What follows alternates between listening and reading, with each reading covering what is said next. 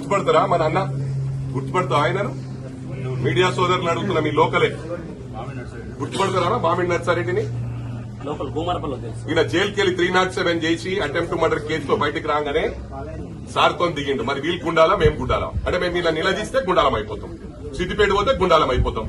అరే సిద్దిపేట 8 సంవత్సరాలు నేను జిల్లా అధ్యక్షుడిగా చేసిన ఉమ్మడి జిల్లా సిద్దిపేటల నంగునూరు మండల్ గాని, చిన్నకొండూరు మండల్ గాని, సిద్దిపేట టౌన్ గాని, సిద్దిపేట రూరల్ గాని ప్రతి గ్రామంలో 10 మంది పేర్లు పిలిచే సత్తా మైనంపల్లికి ఉంది. ఎవడో ఇలిగాడు మల్లిగాడు ఆధార్ కార్డు ఉందా మైనంపల్లికి అంటాడు.